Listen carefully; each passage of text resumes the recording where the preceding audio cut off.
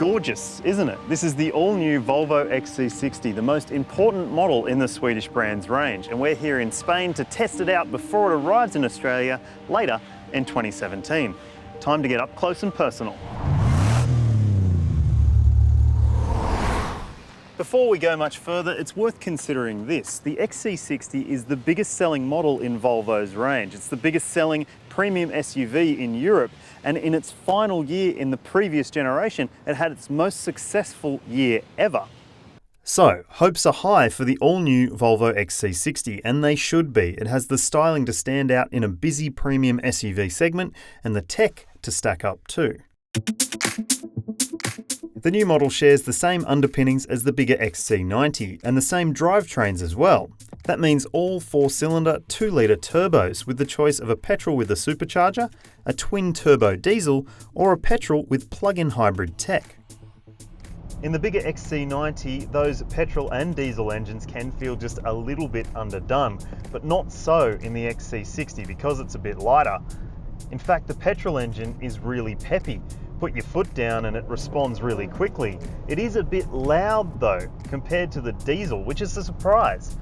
The diesel you would expect would have a little bit more clatter and a bit more noise through the cabin, but that's not the case. In fact, the diesel has been a bit of a surprise. It's got a new system which pushes a little bit of air into the turbo chamber to give it less turbo lag from a standstill, and it works really well. Further to that, both the petrol and the diesel have 8-speed automatic transmissions, and they both work excellently. You don't get paddle shifters, they're optional unless you're buying the R design.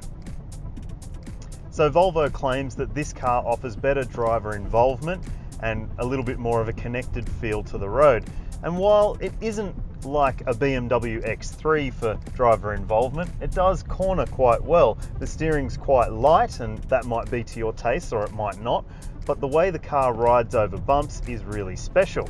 That's because it's got air suspension. Well, the cars that we've been testing have air suspension, and we can't wait to see whether ones without air suspension handle bumps quite as well, because it's really good in that regard. Not only is the engine quiet, but the whole ambience is quiet, and I guess that's what Volvo is hoping for. You know, this is a luxury car and it should feel luxurious, and from the driver's seat or the passenger's seat, it really does. It has the same infotainment screen with Apple CarPlay and Android Auto connectivity, the same finishes and luxury trimming, all just in a smaller package than the XC90. There are 5 seats, and Volvo's booster seats will be available as well. And there's enough space for a family of 4 and their luggage. That said, the boot is about 10% smaller than its rivals, with 505 litres of space. So there you have it. The all-new Volvo XC60 is a convincing luxury SUV, but one whose fate will depend on its pricing and specification when it arrives in Australia later this year. Stay tuned for that.